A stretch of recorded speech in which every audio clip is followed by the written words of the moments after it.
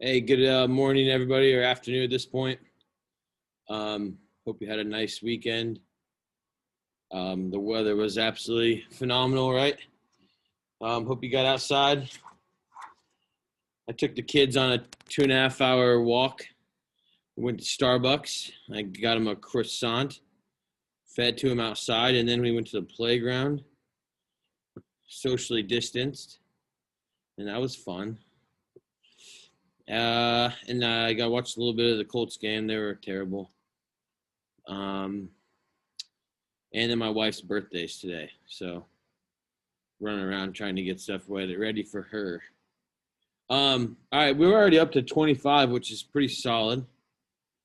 Pretty happy about this. You guys can see that I'm sharing my screen with you, just so you remember what the schedule is for today.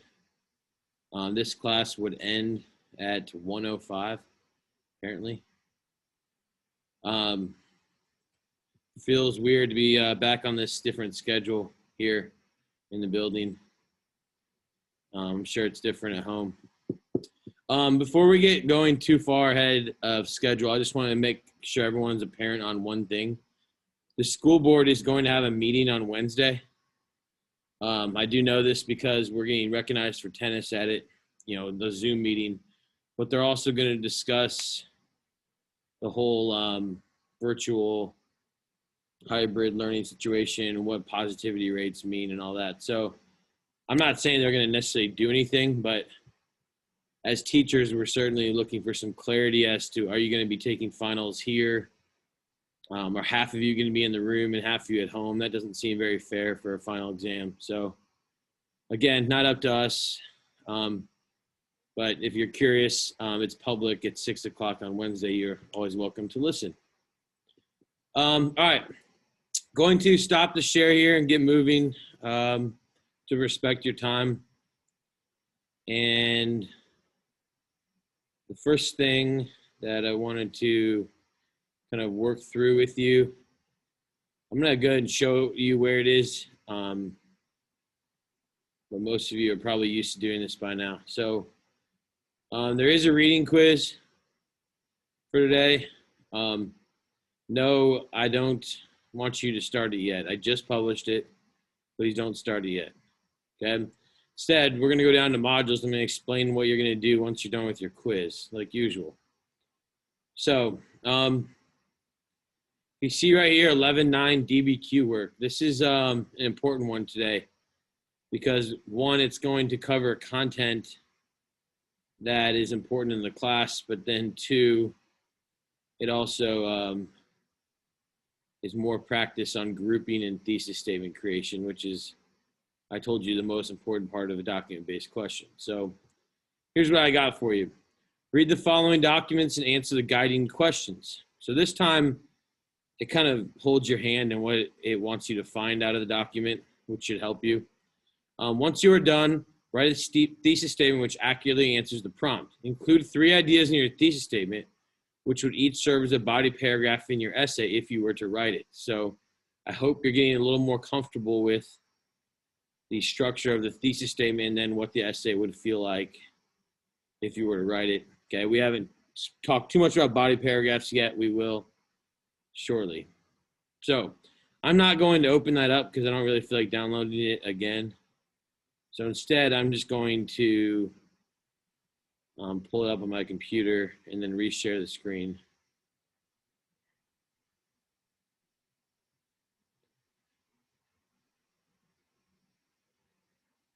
All right, so what you have here is DBQ, the Enlightenment. Nothing that fancy about it. You can read the top part if you want to. It goes a little bit more in depth than your textbook did last night. But the question that we're looking at as we analyze these sources is, to what extent were the ideas of the Enlightenment philosophers, so that's what they called these men who, and some women who challenged authority, to what extent were they revolutionary? Their ideas revolutionary? Okay, so my guess before you even look at the documents is that some are going to be more revolutionary than other. That's probably what you're going to be arguing. But if we look at the first one, Immanuel Kant, written in 1784, that kind of should put in perspective for you. That is really when the Revolutionary War ends and when France starts to get in trouble here. He says, enlightenment is man's leaving his self-caused immaturity. Immaturity is the incapacity to use one's intelligence without the guidance of another. It is not caused by lack of intelligence, but by lack of determination and courage to use one's intelligence without being guided by another. Through laziness and cowardice, a large part of mankind, even after nature has freed them from alien guidance, gladly remain immature. All that is required for this enlightenment is freedom, and particularly the freedom for man to make public use of his reason in all manners. So according to Kant, what is enlightenment? Why aren't people enlightened? Who wants to help me out on this? According to Immanuel Kant, what is enlightenment?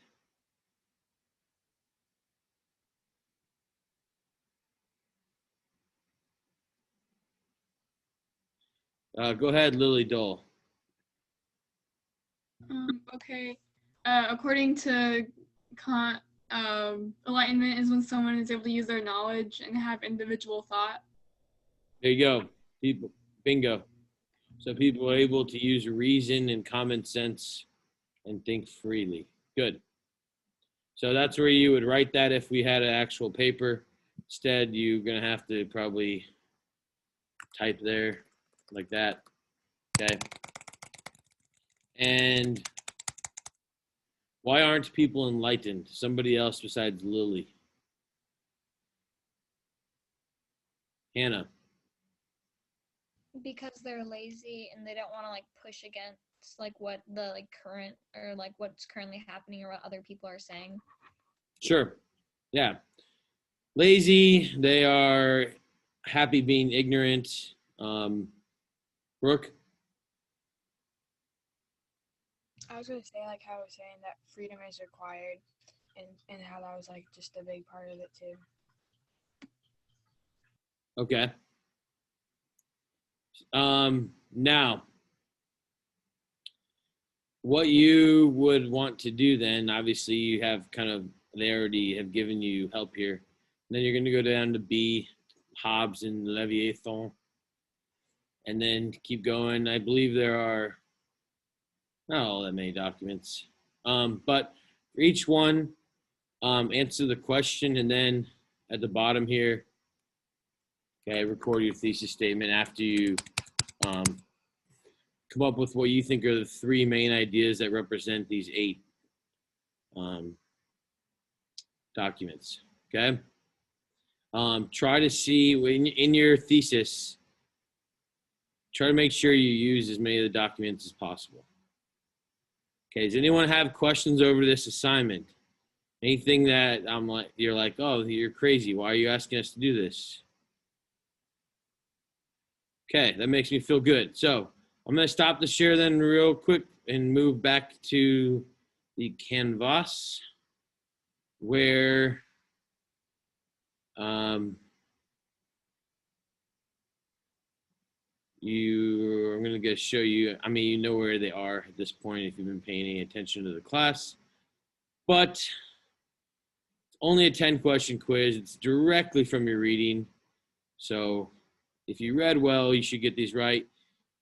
You know, I'm not sitting there in front of you, so obviously you could do what you need to do, okay? But try to only use your reading notes if you're taking good reading notes, at least because then you're rewarding yourself too, seeing how you're doing. Okay, so 10 questions. I want you to take this quiz, and then I want you to work on the document-based question activity.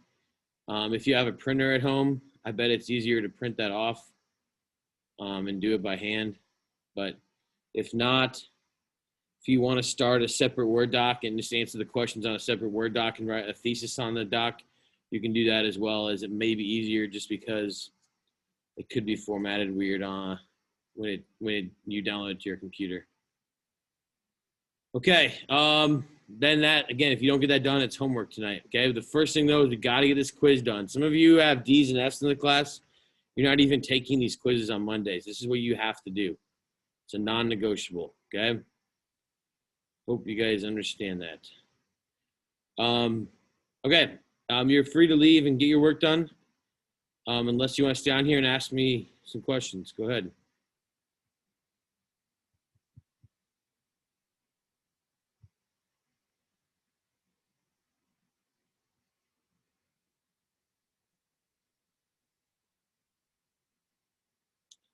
Jasmine?